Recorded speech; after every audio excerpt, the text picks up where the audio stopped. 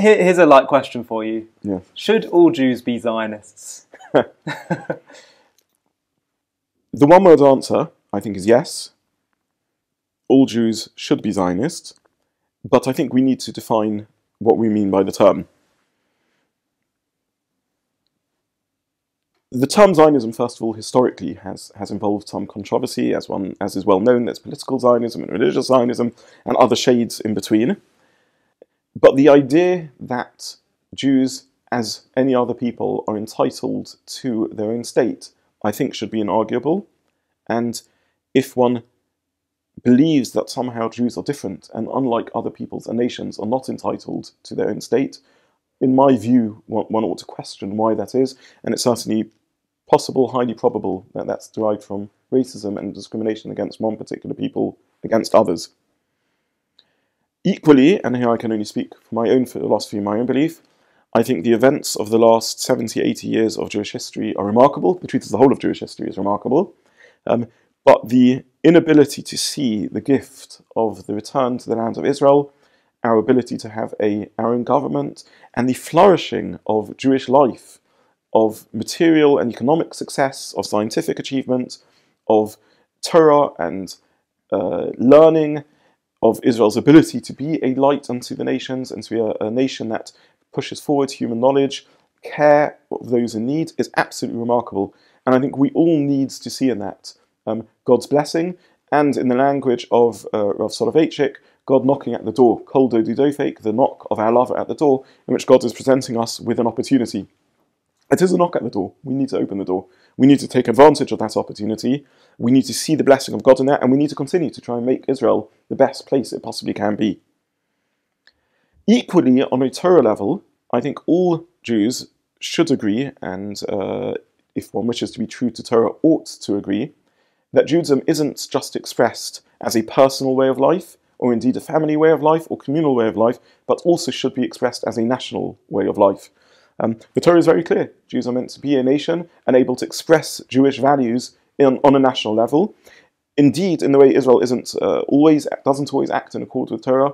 Ultimately, it's a state, a democratic state and a secular state, but very often does successfully so do in a way of which we all ought to be very proud. Be a Jewish state, a state that reflects Jewish values in how it acts and how it operates, and that absolutely is the right thing.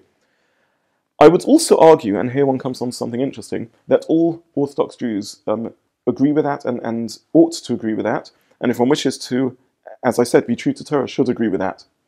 The controversy within the Orthodox world, and here I don't want to belabor a position that I don't agree with myself, but the controversy within the Jewish world is to what degree it's possible for there to be a Jewish state pre the Messianic era. And the position that has been adopted by the opponents of the anti-Zionist position, the Satmar position, and others, is that it's impossible for there to be a Jewish state pre the Messianic era.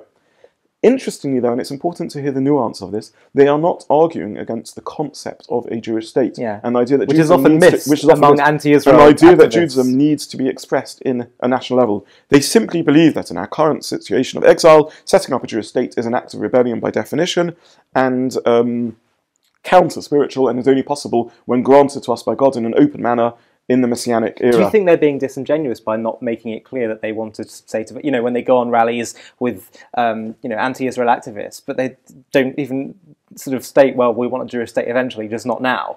I don't know, and I don't want to comment on people's motives. Okay. I don't know how to, I don't understand their position, and it's not one that I wish to understand in many respects.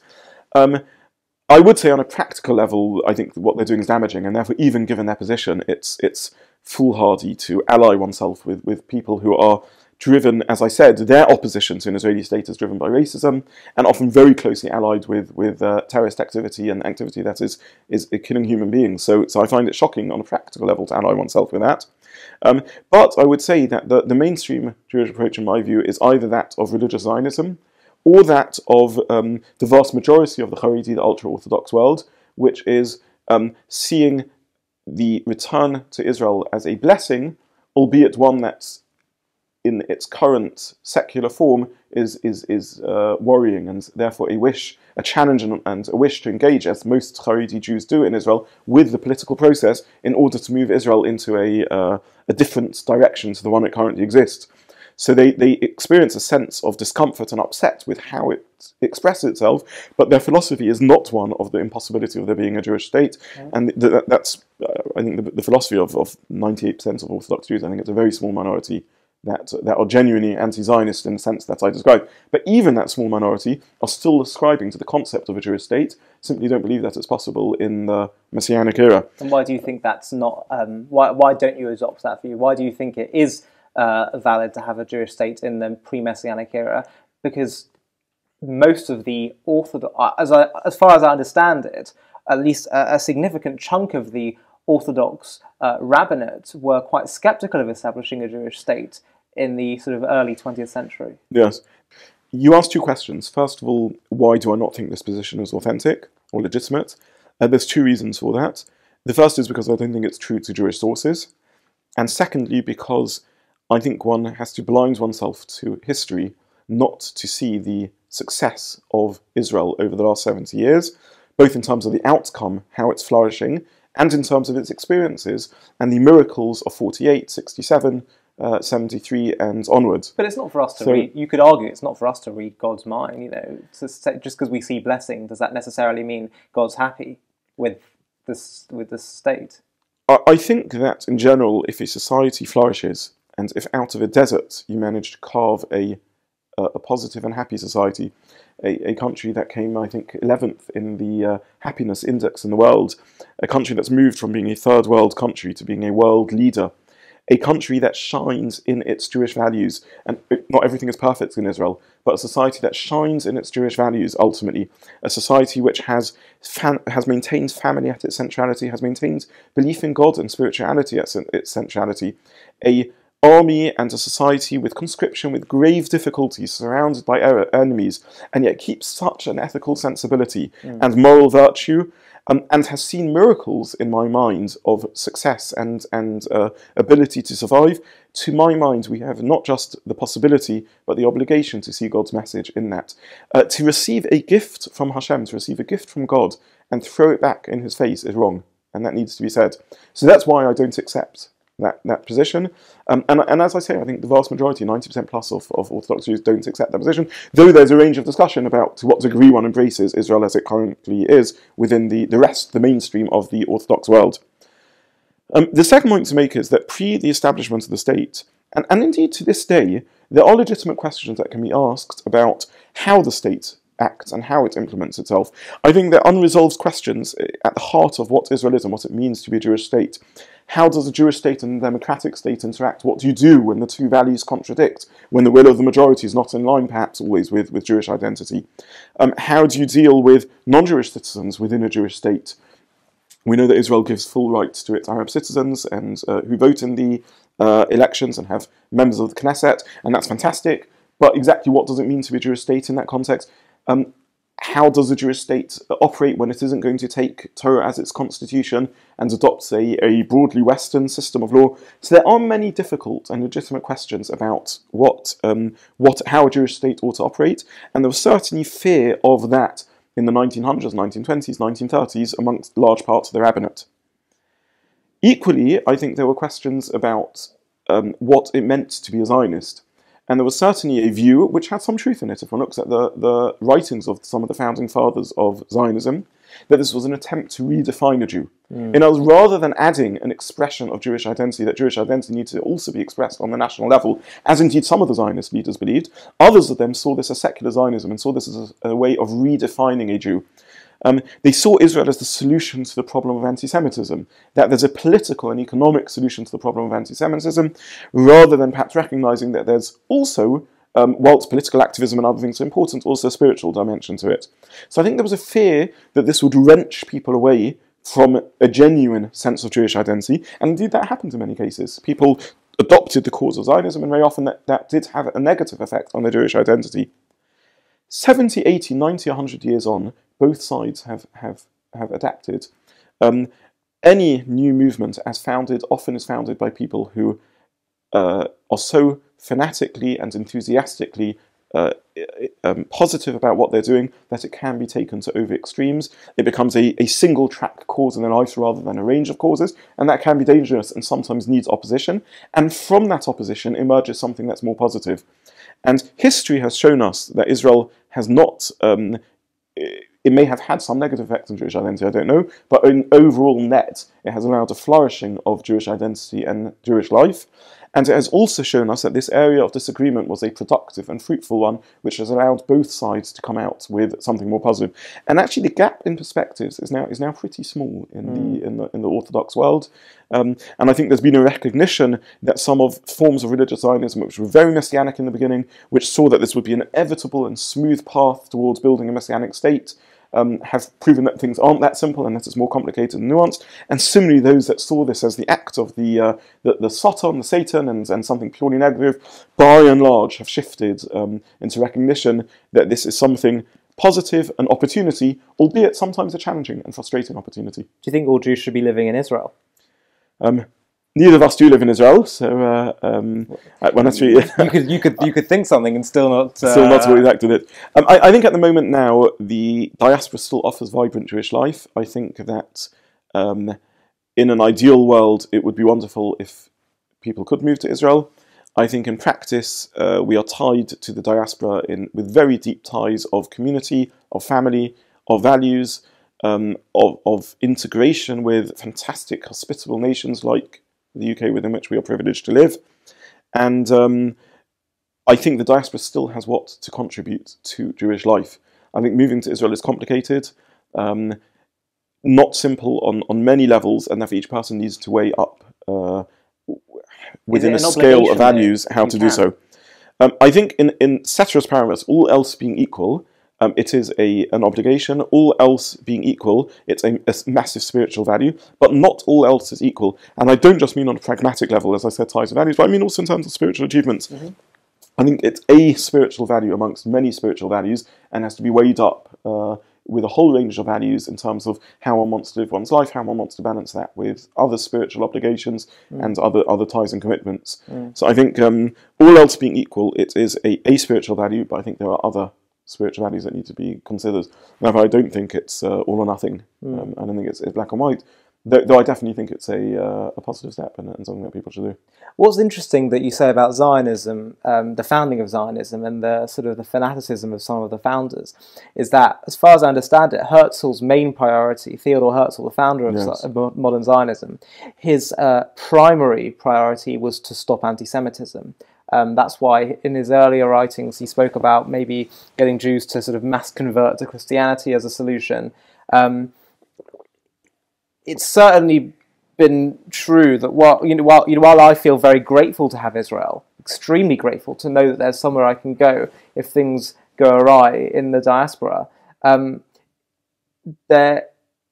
Israel has become one of the major excuses for the rise of anti-Semitism today. So Israel hasn't really worked in the sense of being a force to combat anti-Semitism, has it?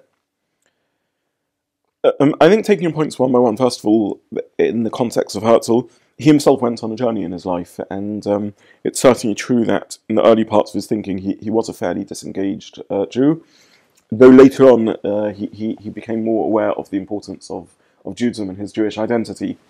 In the narrowest sense, as a political solution to anti-Semitism, I think it's true to say that it hasn't succeeded fully in that respect.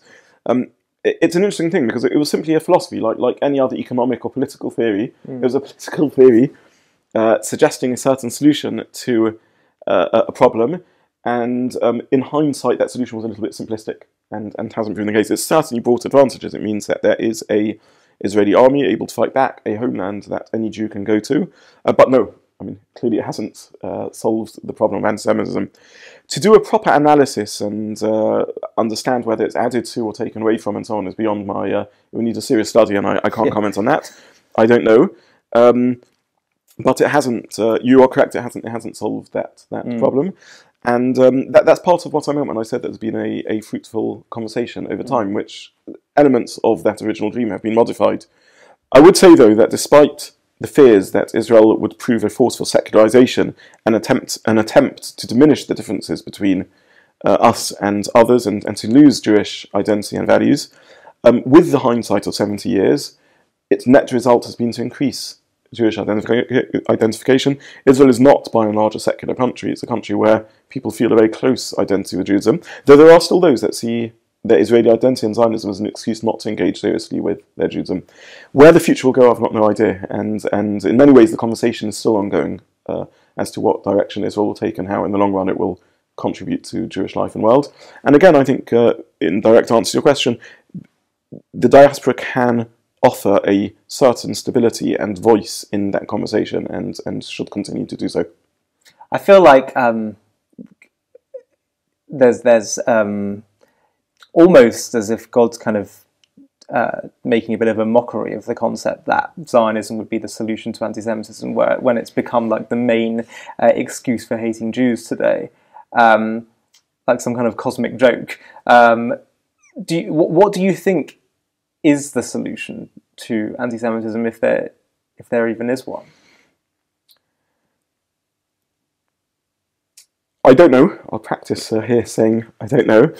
The question is beyond my ability to comment. I would say that hate of the other, hate of that which is different, seems to be a part of human makeup, unless we are willing to work on ourselves and make a genuine effort to improve. In addition to the hate of the other in the context of anti-Semitism, there is hate often of the values we stand for, the values of morality and spirituality and a relationship to God, values which are shared, by the way, obviously by many outside the Jewish world, but Jews often are seen as a force for that, and that's also a cause of that dislike. Ultimately, it would seem that the only way to rid the world of hate is for us to improve. And ultimately, the Jewish message is that we do need to improve. We need to work on ourselves, and as we discussed previously, through so doing, work on, serve as an example to others to grow and improve. Each individual needs to start off in their interactions with their friends, their society, their colleagues at work, their employees, their employers, their parents, their children, to improve themselves, to become better people that are more moral and full of love and tolerance and appreciation. And if we put these values at our centre of our being, in the long run, hopefully that will alter how other human beings are. This is not just a message that I think is in a sense politically true, it's also what the Torah tells us. It ultimately tells us, and here we need to be careful, it's not about blaming the victim in any way, but the Torah does ultimately tell us that if we are able to do our job better of being humans that focus on that which is right and proper and good and spiritual, our relationship with others and relationship with God, that will in turn make a world that has more love and less hate in it, and hopefully will be a world of less anti-Semitism. Beyond that, I have no insight to offer. I think anti-Semitism is enormously complicated. I think we do need political activism. We are not meant to be passive. We're not pacifists. And living in a democracy, we have a duty and an obligation. This is democracies expect one to voice one's views and to stand up for one's own rights. So we're not meant to simply think, oh, well, this is just the will of God, and no, absolutely God's running the show, so to speak, and we just got to do the best we can from a spiritual perspective. No, as with any other area of human activity and human achievement, we are meant. God says to us, "Here is the world. It is not a perfect world. Now you go and perfect it." And therefore we engage in science, and we engage in earning a livelihood, and we engage in medicine. God says to us, conquer the world, kov shuha. He speaks to humanity, not a Jewish message. He speaks to Adam, to the first human being, speaking to all humans. And he says, here is the world, it's yours to master. You are meant to mould it and make something of it. You can choose to make something poor and bad of it, or you can choose to make something good. So no, we are meant to form the world, and in a democracy we are absolutely meant to stand up for our rights and to argue coherently and well in the public arena about what we believe. We can't expect others to come to our defence if we're not willing to do so. Yeah. And therefore we have an absolute obligation to call out anti-Semitism, to point it out when it exists, and to argue against it. Sometimes the argument needs to be tough, sometimes it needs to recognise that someone has made an innocent mistake, and it's more about education and explanation rather than pouncing on it. But either way, we have an obligation to stand up for that. But in truth, the real change is going to happen. The real change only can take place when there's internal changes and change of sense of self and values. And I recognise that that's utopian. But yes, I'm talking about Messianic. Do you think we as Jews have an obligation to fight other forms of hatred as well? And do you think we're doing enough in that regard? I think absolutely and categorically we have an obligation to do so. The idea that somehow we can only and solely look at our own needs and our own experiences and somehow negate or delegitimize, and sometimes we do slip into that of not acknowledging the difficulties that others go through and other societies, other races, other individuals go through. We absolutely have an obligation to fight discrimination and to stand up for the rights of others. Do we not do enough of that? I don't know. I mean, that's a sociological question, and one would need to do a proper analysis of Jewish charitable giving and so on. As far as I've seen from the statistics, we give very broadly as a community, and that's correct and the right thing to do.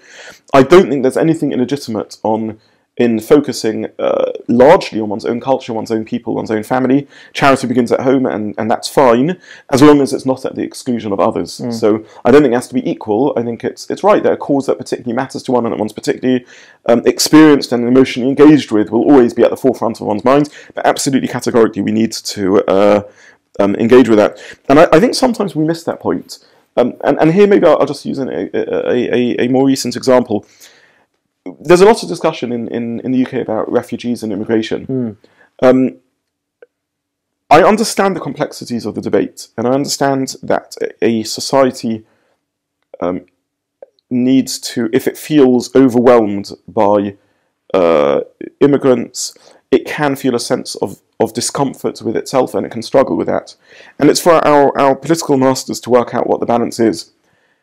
Equally, I understand as a Jew that sometimes there can be fear of fundamentalism, of hate, and sometimes unpleasant attitudes amongst some of the potential immigrants.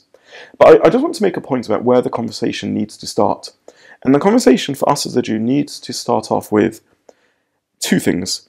A, these people are refugees. They are homeless. They are fleeing war-torn countries where families have been ruptured and pulled apart, where humans have died. They are suffering individuals, and we need to accept that. The default setting has to be that it is our obligation as a society to help people. More so, our own family histories. We are all children, grandchildren, great-grandchildren of refugees. And the idea that the conversation doesn't start off like that is horrific. That needs to be the starting point of any conversation. Having said that, one then needs to think, Some people might say, yeah, but some of them are economic migrants, let's say. Yes. And not, I wouldn't classify some of them as refugees. True. One then does need to assess some way of screening, some way first of all screening out if amongst them there are a small percentage that are fundamentalists, that are full of hate, that would pose a danger to society. There needs to be some working out about what is the rate that refugees can be taken in that won't overwhelm a society and create a sense of dissonance and discontinuity.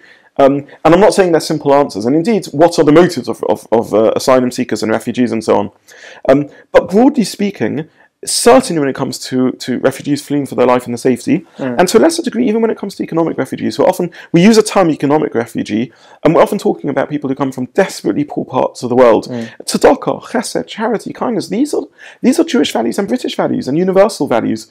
And I'm not pushing here for a particular political solution. I understand it's complicated and it needs to be worked out. I'm pushing for the starting point, the premise of any conversation, where our default setting needs to be as Jews. And I find it tragic that that isn't the case. To stay up to date with JTV content, click subscribe here if you're on YouTube and hit the alarm bell. And if you're on Facebook, hit the like button, and under following, click see first. If you enjoy watching JTV content and want to help us continue to grow, please consider making a donation to us by clicking here.